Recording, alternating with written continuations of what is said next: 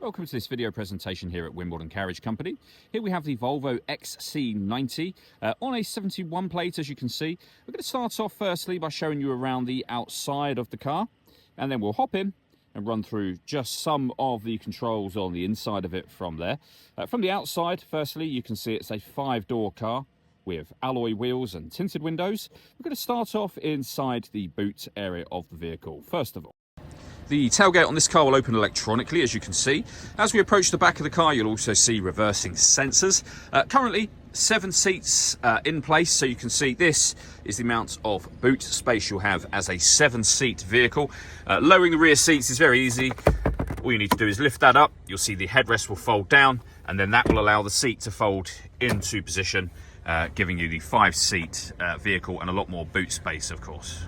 Okay, so we're just going to work our way back around to the front of the car.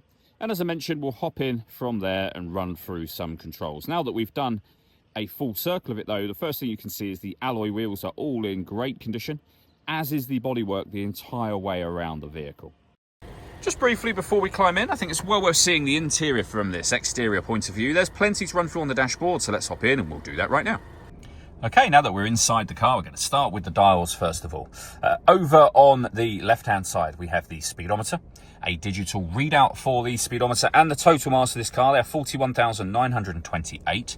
On the right-hand side, the rev counter. Within that section, the fuel gauge and the gear this vehicle is in. It's an automatic. We, of course, are in park at the moment.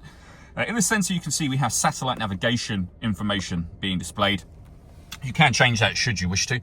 Out to the steering wheel, we have buttons that will change information up on here. We have the voice activation for your phone. We have cruise control over on this left-hand side. And then into the center, the main touchscreen for the car. So one physical button to bring you to this menu. It then becomes touchscreen from here. You can also swipe across as well. The top panel, if you like, is for satellite navigation. You can see that it minimizes some of the others, so you can still access them without pressing this button, but in pressing that button, they'll open back up again. So your audio menu is where you'll find your FM, DAB, AM radio, Bluetooth audio, so you can stream your music wirelessly. You can also, from here, pair up your phone to the car. Once you've done so, you'll be able to make and receive phone calls and stream your music via Bluetooth audio.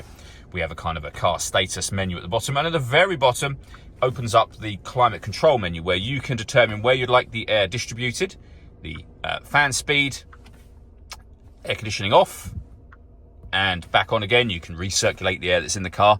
And then in the bottom corners is where you'll adjust the temperature for the driver and for the passenger. It's also where you can access your heated driver's seat and heated passenger seat as well. If we pop the car into reverse, you'll then see the full colour reversing camera with guidelines showing you what direction the car is headed in. Working our way down from that, the main volume for the stereo and a few physical stereo controls as well. We can open this section up. There's some storage in there. You can open this whole section up as well for even more storage, cup holders, a 12-volt charging socket.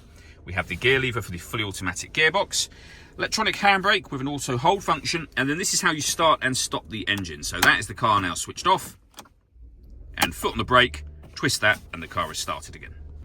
The last thing I wanted to mention is the paperwork we have for the vehicle. So you can see the V5 registration document showing it's a one-owner car from new.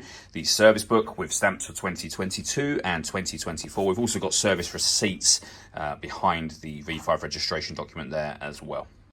All that leaves me to say is thank you for taking the time to watch this video. If you'd like to come and see the car for yourself and have a test drive, or you'd like a live bespoke video tour, please feel free to give us a call here at Wimbledon Carriage Company. We'd love to hear from you.